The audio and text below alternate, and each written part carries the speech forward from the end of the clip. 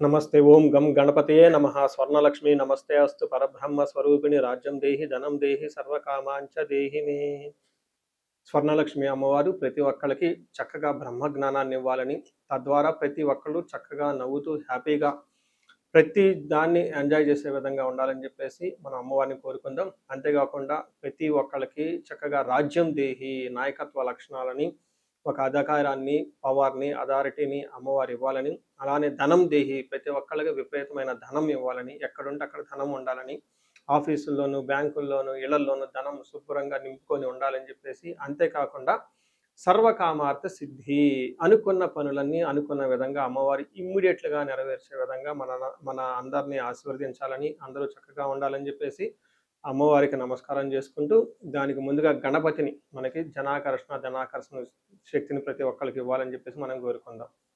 ఈరోజు టాపిక్ మనం చూసుకుంటే గురువు మారుతూ ఉన్నారు. ఎప్పుడు మారుతూ ఉన్నారు? జూన్ 2వ తారీఖున గురువు మారుతూ ఉన్నారు. అయితే ఏంటి, నాకు లాభం ఏంటి, గురువు మారితే ఏంటి, దానివల్ల నేను నాకు అసలు ఏంటి అని మనం ప్రతి ఒక్కళ్ళు ఆలోచించుకుంటూ ఉంటాం. గురువు వచ్చేటప్పటికి 5 రకాల 6 రకాల ముఖ్యమైన పనులు చేస్తూ ఉంటారు. గురువు చాలా రకాల పనులు చేస్తుంటారు. ముఖ్యమైనవి మన ఇండివిజువల్ లైఫ్లో మనకి ప్రభావం చూపించేది ఫస్ట్ వచ్చేటప్పటికి ధన సంపాదనలో ఐశ్వర్యం కావాలంటే గురువు యొక్క అనుగ్రహం మనకు ఉండాలి. రెండోది సంతానం, పిల్లలు చక్కగా ఉండాలి, వాళ్ళు చదువుకోవాలంటే గురువు యొక్క అనుగ్రహం మనకు ఉండాలి. తర్వాత మనకి జ్ఞానం, అద్భుతమైన జ్ఞానం మనకు ఉండాలి. ఓకే, మనం చేసేది మంచినా చెడునా దాని గురించి లోతైన అవగాహన ఉండాలి. మనం చదువుకున్న జ్ఞానం మనకు ఉపయోగపడాలంటే గురువు యొక్క కృప మనకు ఉండాలి. అంతేకాకుండా ధర్మచింతన, మనం ఫాలో అయ్యేది కరెక్ట్ మార్గంలో ఉన్నామా, లేదంటే సన్మార్గంలో ఉన్నామా, లేదంటే తెలవకుండా వేరే మార్గంలో ఉన్నామా, రాంగ్ గైడెన్స్లో ఉన్నామా, రాంగ్ ఇన్ఫ్లుయెన్స్తో ఉన్నామా, ఇలాంటి యొక్క అన్ని విషయాలు మనకి గురువు ద్వారానే తెలుస్తుంది. ధర్మచింతన అంటారు. అంతేకాకుండా దైవభక్తి, టీచింగ్, ఇలా రకరకాల విషయాల్లో బంగారం, జ్యువెలరీ మనకి ఎలా ఉంటుంది ఏంటి, ఇలా ముఖ్యమైన యొక్క అంశాలు ప్రతి ఒక్కళ్ళ జీవితంలో గురువు మారటం ద్వారా మనకు ప్రభావితం చేయబోతుంటుంది. ఇది అయితే ఈ గురువు మార్పులో ఇంకా 2-3 ముఖ్యమైన ఇంపార్టెంట్ పాయింట్లు తెలుసుకోవాలి. ఫస్ట్, గురువు మిథున రాశిలో నుంచి కర్కాటక రాశిలోకి మారుతూ ఉన్నారు. ప్రతి సంవత్సరం గురువు ఒక్క రాశిలో తిరుగుతూ ఉంటారు, సంచారం చేస్తూ ఉంటారు. మిథున రాశి సక్సెస్ఫుల్గా 1 ఇయర్ అంతా కంప్లీట్ చేసుకొని ఇప్పుడు వాళ్ళు కర్కాటక రాశిలోకి వెళ్తున్నారు. అయితే కర్కాటక రాశిలోకి 12 సంవత్సరాల తర్వాత వచ్చి ఉన్నారు కాబట్టి ఈ యొక్క కర్కాటక రాశిలో గురు సంచారం చాలా ముఖ్యమైనది. ఎందుకంటే కర్కాటక రాశిలో గురువు ఉచ్చ స్థానంలో ఉన్నారు. మంచి చక్కగా ఈ సంవత్సరం అంతా పిల్లలు ఎవరు పుట్టినా కానీ వాళ్ళకి గురువు జాతకంలో వచ్చే స్థానంలో ఉండి మంచి యోగ్యతను ఇస్తూ ఉంటారని మనం చెప్పుకోవచ్చు. సో ఈ యొక్క ఉచ్చ స్థానంలో ఉన్న గురువు సంపూర్ణమైన ఫలితాన్ని, చక్కటి ఫలితాన్ని ప్రతి ఒక్కరికి ఇస్తూ ఉంటారు. అయితే వాళ్ళ యొక్క ప్రభావం 12 మనుషుల మీద ఉంటుంది. ఈ మనుషులందరూ 12 రకాల రాశులుగా విభజించడం జరిగింది. కొన్ని రాశులకి, చాలా వరకు రాశులకి అనుకూలంగాను, కొన్ని రాశులకు ప్రతికూలంగాను, కొన్ని రాశులకి సామాన్యంగాను ఉండే అవకాశం ఉంటుంది. ఇప్పుడు మనం గురువు ప్రతి ఒక్కళ్ళ రాశులకి మేష నుంచి మీన వరకు ఎలాంటి ఫలితాన్ని ఇస్తూ ఉంటారు, ఆ ఫలితాలను మనం ఎలా ఎంజాయ్ చేయొచ్చు, ఇన్ కేసు ఫలితాలు కనుక సరిగ్గా వాళ్ళకి అనుభవంలోకి రాకపోతే ఏం చేయాలి, అలానే కొన్ని రాశులకి ఖచ్చితంగా ప్రతికూలమైన పరిస్థితులు ఉన్నాయి, ఎలాంటి ప్రతికూలమైన పరిస్థితులు ఉన్నాయి, వాటిని తప్పించుకోవడానికి మనం ఎలాంటి పరిహారాలు చేసుకోవాలి అనేది కూడాను 12 రాశుల వైజ్గా ఆ రాశికి ఎలాంటి ప్రభావం ఉంటుంది, దానికి మనం ఎలాంటి పరిహారాలు చేస్తే చక్కగా ఉంటామో కూడా మనం ఈ వీడియోలో మనం చక్కగా తెలుసుకుందాం. మనం సింహరాశిని గమనిస్తే ఈ రాశి వాళ్ళకి మిథున రాశిలో నుంచి కర్కాటక రాశిలో సింహరాశి వాళ్ళకి గురు సంచారం చేయటం వల్ల కొంచెం ప్రతికూలమైన పరిస్థితులు ఎక్కువగా ఉందని గమనించుకోవాలి. ఎందుకంటే గురువు మీకు ఇప్పటిదాకా 11th హౌస్లో ఉండి లాభాన్ని తీసుకుంటూ లాభప్రదంగా ఉన్న గురువు మీకు వ్యయాన్ని, అప్పుల్ని తీసుకొని వచ్చి అధికమైన ఖర్చులను తీసుకొచ్చి, అధికమైన ఖర్చులు మీ ఆదాయానికంటే విపరీతంగా ఖర్చులు ఉండటంతో ఆ ఖర్చుల వల్ల మీకు అప్పులు చేయవలసి వస్తుంది. ఈ అప్పులు తీర్చడానికి మళ్ళీ మీకున్న స్థిరాస్తులు, చరాస్తుల్ని అమ్ముకోవలసి వస్తుందని గమనించుకోవాలి. ఆల్రెడీ ఈ రాశి వాళ్ళకి అష్టమ శనితో ఇబ్బంది పడుతూ ఉన్నారు. అయితే ఈ అష్టమ శనితో ఇబ్బంది పడుతున్న గురువు ఇప్పటిదాకా మిమ్మల్ని కాపాడటం వల్ల మీకున్న ప్రాబ్లమ్స్ కొంచెం మీరు జాగ్రత్తగా తట్టుకోగలిగారు. అయితే ఇప్పుడు గురువు మీకు ప్రతికూలంగా ఉండటంతో ఈ ప్రాబ్లమ్స్ మీకు చాలా అధికమయ్యే అవకాశం ఉంటుంది. ఈ రాశి వాళ్ళు పరిహారాలు చాలా ఖచ్చితంగా చేయించుకోవటం ఎంతైనా అవసరం. ఒక్కసారి ఇంట్లో ఉన్న వాళ్ళంతా కూడా ఈ రాశితో పాటు ఎవరికైనా సరే ధనుస్సు రాశి, కుంభరాశి, మేషరాశి, మీనరాశి వాళ్ళు ఉంటే జాతకం చెప్పించుకోవడం చాలా ఇంపార్టెంట్. వచ్చే టైం కొంచెం ఇబ్బందికరంగా ఉంటుంది. ఇది మీకు భయపడటానికి చెప్పడం లేదండి. జాగ్రత్త పడతారు అన్న ఉద్దేశంతో మీకు చెప్పడం జరుగుతోంది. 12వ స్థానంలో గురువు ఉంటే ఏమవుతుంది? శుభమోలో వ్యయకృచ్ అంటే శుభకార్యాలు చేయటం వల్ల వ్యయమవుతుంది. అంటే ఏంటి? పెళ్ళిళ్ళు, లేదంటే గృహప్రవేశాలు, గృహ గృహ ఆరంభాలు, ఇల్లు కట్టుకోవటము, ఫారిన్ వెళ్ళటము, హైయర్ ఎడ్యుకేషన్ గురించి లోన్లు తీసుకోవటం ఇలాంటివి జరిగే అవకాశం ఉంటుంది.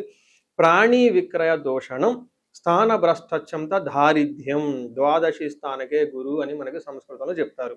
అంటే మీకు బాగా ఉపయోగపడే పశువులను కానివ్వండి, బాగా ఉపయోగపడే ల్యాండ్ కానివ్వండి, బాగా చక్కగా ఉన్న బిజినెస్ లాంటివి మీరు అమ్ముకోవలసి వస్తుంది. లేదంటే ఒంటి మీద ఉన్న బంగారం లాంటి అమ్ముకోవలసి వస్తుంది.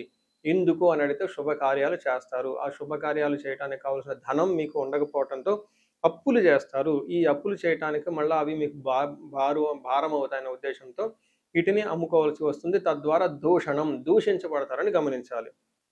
ఇంతేకాకుండా మీకు స్థానభ్రష్టం అంటే ఉద్యోగంలో మీకు భంగం, అవమానాలు జరిగే అవకాశం ఎక్కువగా ఉంటుంది. కొంతమందికి జన్మజాతకం సరిగా లేకపోతే ఉద్యోగాలు కోల్పోయే అవకాశం కూడా చాలా ఎక్కువగా ఉంటుంది. దారిద్ర్యము, అక్కడ మీకు అభివృద్ధి అనేది జరగకుండా మిమ్మల్ని బంధించబడినటువంటి పరిస్థితి ఉంటుంది. కాబట్టి చాలా జాగ్రత్తగా ఈ రాశి వాళ్ళు చాలా ప్లానుడ్గా ఉండాలి.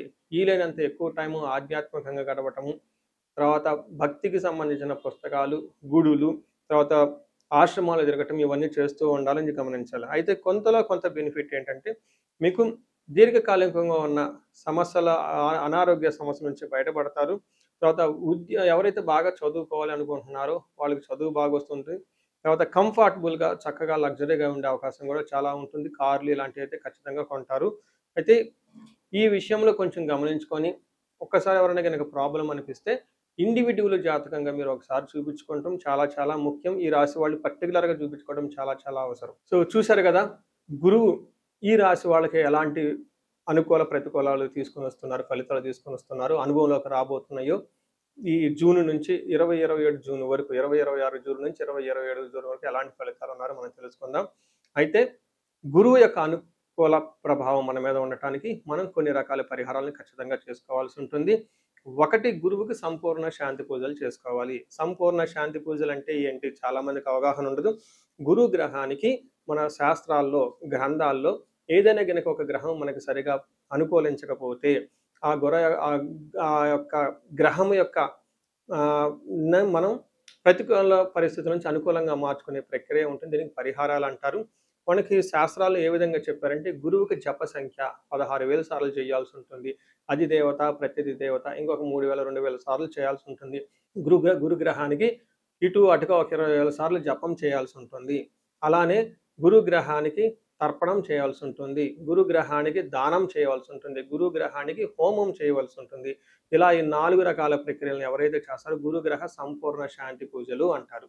అయితే ఇండివిజువల్గా వాళ్ళు చేసుకోవటం కష్టం కాబట్టి సద్బ్రాహ్మణుల్ని, దేవాలయాలు ఉన్న పండితుల్ని, లేకుంటే గురువు యొక్క మంత్రాన్ని తీసుకొని వాళ్ళు కొన్ని లక్షల సార్లు, వేల సార్లు ఉపాసన చేసి చక్కగా సాధన చేసిన వాళ్ళ దగ్గరికి వెళితే ఆ మంత్రం వాళ్ళ ద్వారా సిద్ధించి గురువు యొక్క అనుకూలం మీకు అనుకూలంగా ఉంటుంది.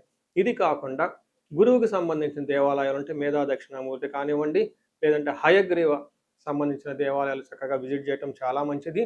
ఇంకా ముఖ్యంగా గురు గ్రహం యొక్క శాంతికి మీరు ఆశ్రమాలు చక్కగా విజిట్ చేయొచ్చు.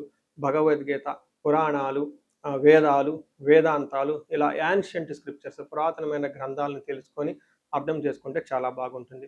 గురుగ్రహ శాంతి గురించి ఇంకొకటి ముఖ్యమైనదంటే మీకు చదువు చెప్పిన గురువుల్ని వాళ్ళ దగ్గర ఆశీర్వాదం తీసుకోవడం చాలా ఇంపార్టెంట్. సాధువుల్ని, తర్వాత మీ ఇంటికి ఎప్పటి నుంచో అనాదిగా ఉన్న పురోహితులు, బ్రాహ్మణులు వాళ్ళు మీకు మంచి చెడు చెబుతుంటారు. అలాంటి వాళ్ళని మీరు సత్కరించడం, గౌరవించడం, వాళ్ళకి దక్షిణలు ఇవ్వటం ఇవన్నీ చేస్తే గురువు యొక్క గురు గ్రహం యొక్క అనుకూలం మీకు అనుకూలంగా ఉంటుంది. గురువులకు సంబంధించిన దత్త చరిత్ర చదువుకోవటం ఇంకా చాలా బాగుంటుంది. ఇంకా మీరు ఆశ్రమాలలో కనుక కొన్ని రోజులు కనుక టైం స్పెండ్ చేయగలిగితే అక్కడ యోగా చేయటం, మెడిటేషన్ చేయటం ఇవన్నీ చేస్తూ ఉంటే గురు గ్రహం యొక్క బలం పెరిగి ఇప్పటిదాకా మనం చెప్పుకున్న పరిస్థితుల్ని చక్కగా ఇంకా మంచి అద్భుతమైన రిజల్ట్ వచ్చే అవకాశం ఉంటుంది. ఇన్ కేసు ప్రతికూలమైన పరిస్థితులు ఉన్నా కానీ ఆ ప్రతికూలమైన పరిస్థితులను అధిగమించి చక్కగా లైఫ్ అంతా ముందుకెళ్ళడానికి అంత అవకాశం ఉంటుంది. ఈ సంవత్సరం ఈ గురువు యొక్క కర్కాటక రాశిలో ఉన్నంత వరకు 12 రాశుల వారికి చక్కగా అష్టైశ్వర్యాలు కలగాలని, భోగభాగ్యాలు కలగాలని చెప్పేసి, చక్కగా ఉండాలని చెప్పేసి నేను కోరుకుంటున్నాను. నమస్తే.